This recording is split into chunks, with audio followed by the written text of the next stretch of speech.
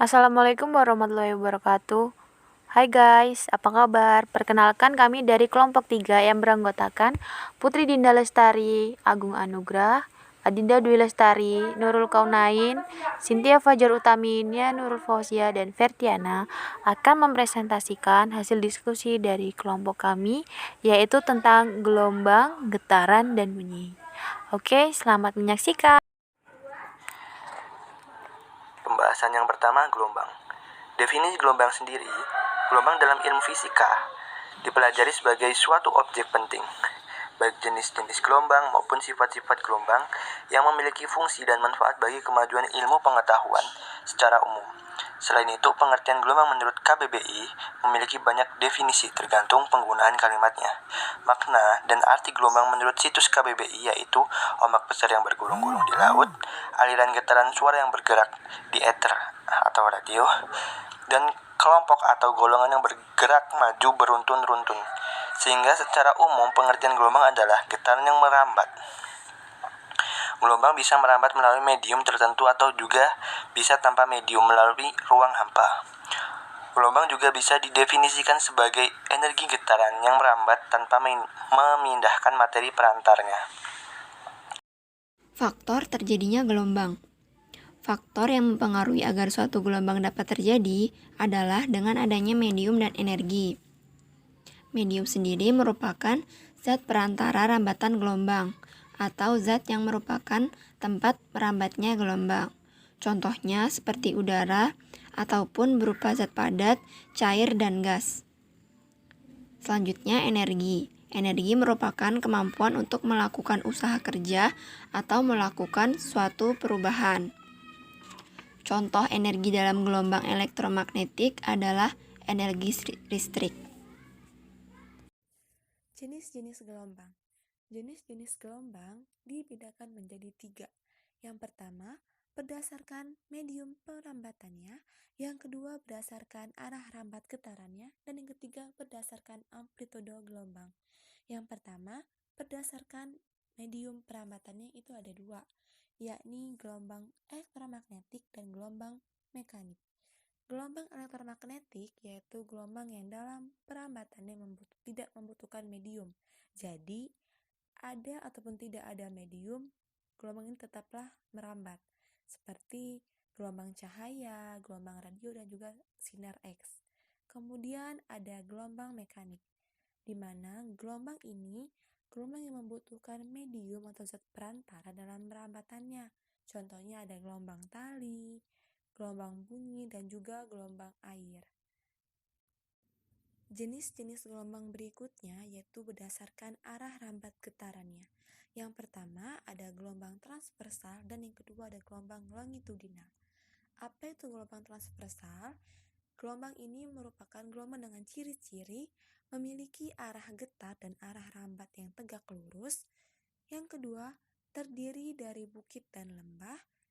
Kemudian, panjang satu gelombangnya didefinisikan dengan jarak antar puncak dua bukit atau satu bukit satu lembah, di mana pada gambar sudah tertera tentang keterangan dari masing-masing gambar. Pada gambar terdapat puncak gelombang atau gunung, yaitu adalah titik tertinggi di gelombang. Kemudian ada dasar gelombang atau lembah, adalah titik dasar atau yang terendah di suatu gelombang. Lalu ada bukit gelombang adalah bagian dari gelombang yang menyerupai gunung dengan titik yang tertinggi atau puncak dari gelombang. Kemudian ada panjang gelombang, adalah jarak antara dua puncak atau bisa juga dua lembah gelombang. Lalu ada amplitudo, adalah simpangan yang terjauh dari garis keseimbangan. Lalu ada periode, waktu yang diperlukan untuk bisa menempuh jarak dua puncak atau dua buah lembah yang berurutan atau lebih, di mana bisa disebut juga dengan waktu yang diperlukan untuk membentuk suatu gelombang. Lalu ada gelombang longitudinal. Gelombang ini memiliki sifat atau ciri-ciri, yaitu yang pertama memiliki arah getar dan arah rambat yang sejajar, terdiri dari rapatan dan juga renggangan. seperti pada gambar. Kemudian panjang satu gelombang itu merupakan atau didefinisikan dengan jarak antar pusat rapatan atau jarak antar pusat renggangan, atau bisa juga dengan satu rapatan dengan satu renggangan itu bernilai panjang satu gelombang. Jadi jika ditanyakan berapa panjang satu gelombang, kita bisa menjawab dengan jarak antar pusat rapatan atau jarak antar pusat renggangan, atau juga bisa dengan menjawab yaitu dengan satu rapatan dan juga satu renggangan. Kemudian yang ketiga ada berdasarkan amplitudo gelombang. Jenis gelombang ini ada dua, yaitu yang pertama ada gelombang berjalan dan gelombang stasioner. Apa itu gelombang berjalan?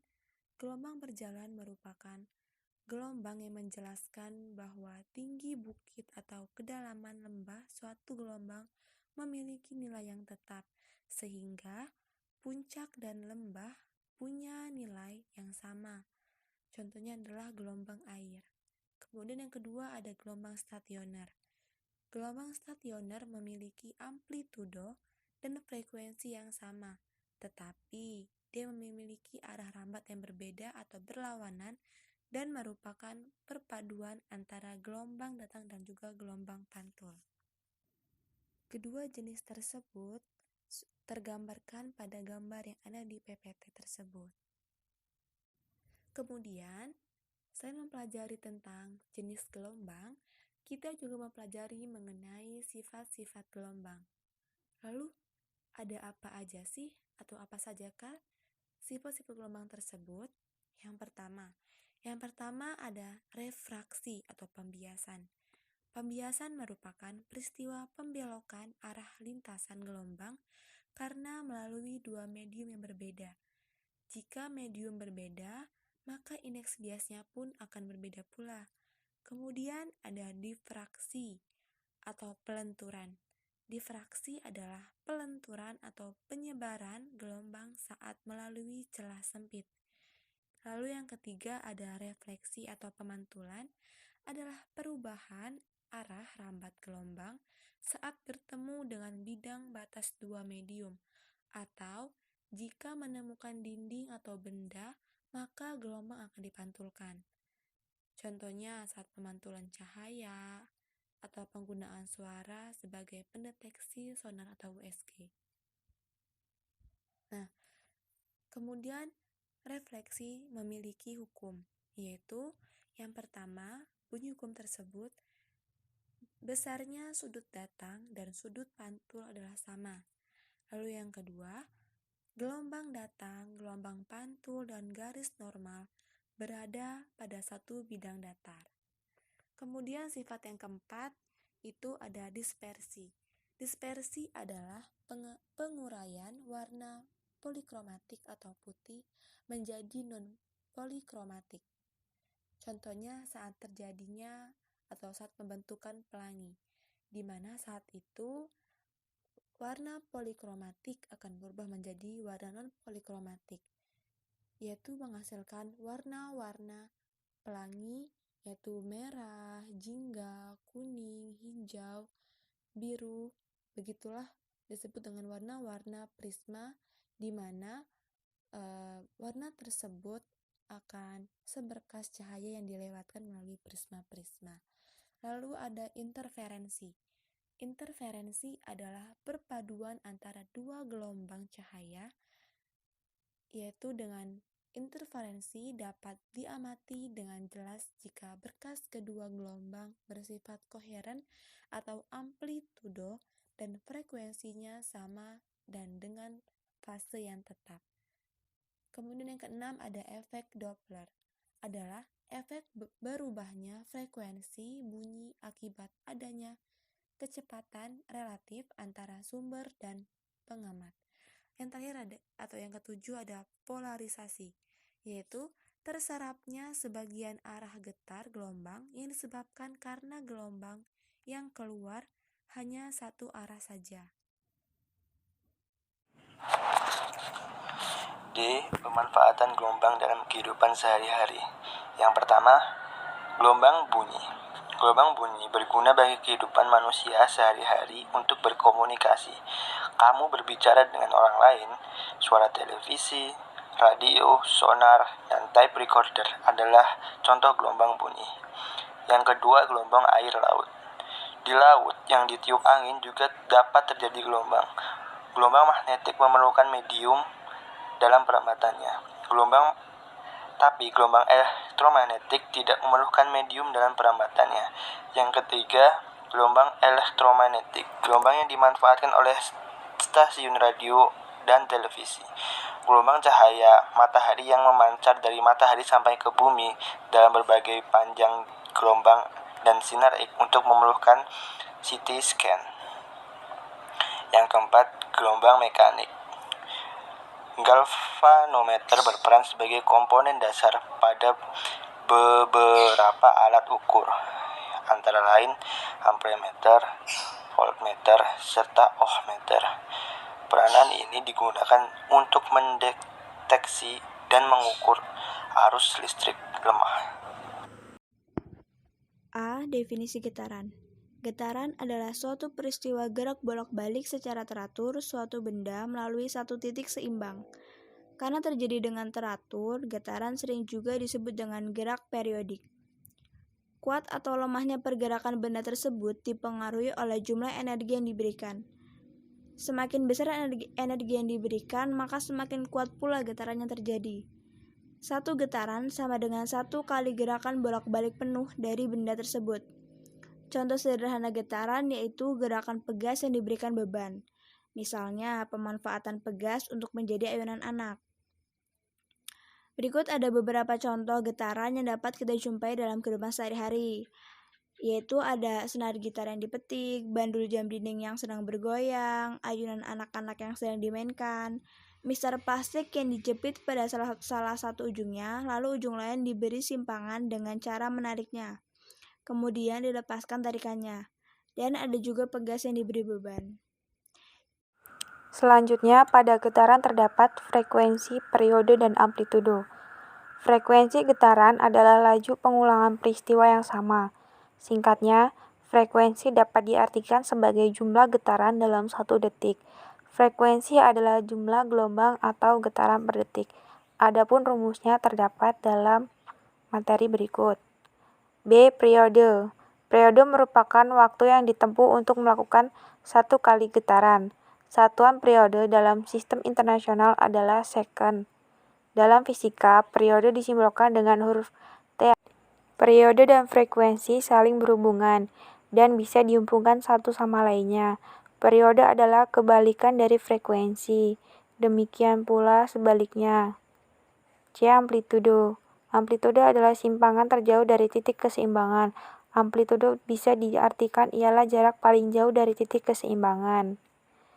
Selanjutnya adalah bunyi. Menurut Search dan Zemansky, definisi umum dari bunyi atau sound adalah sebuah gelombang longitudinal yang merambat dalam suatu medium, padat, cair, atau gas. Bentuk dan cara menghasilkan gelombang bunyi dapat diilustrasikan dari getaran selaput atau diafragma suatu pengeras suara. Kemudian, menurut Trox, gelombang bunyi mempunyai kelajuan yang berbeda-beda di dalam berbagai medium. Untuk medium yang sama, faktor yang mempengaruhi arah penyebaran energi gelombang bunyi adalah keadaan atmosfer sekitar, efek permukaan, dan bentuk geometri sumber yang berakibat pada penyebaran muka gelombang. Sehingga secara umum, bunyi merupakan gelombang mekanik yaitu gelombang yang memerlukan medium saat merambat. Bunyi juga termasuk gelombang longitudinal karena arah getarannya sejajar dengan arah rambatnya. Dalam ilmu fisika, bunyi awalnya dihasilkan oleh sumber bunyi atau benda yang bergetar. Kemudian benda tersebut akan menggetarkan molekul-molekul ke udara yang ada di sekitarnya. Ada beberapa syarat yang harus dipenuhi agar bunyi bisa terdengar oleh telinga, di antaranya 1. Ada benda bergetar atau sumber bunyi. 2. Ada medium yang merambatkan bunyi. 3. Ada penerima yang berada di dalam jangkauan sumber bunyi. Bunyi dapat memantul jika mengenai suatu benda atau penghalang. Setelah memantul, bunyi akan menghasilkan gema atau gaung.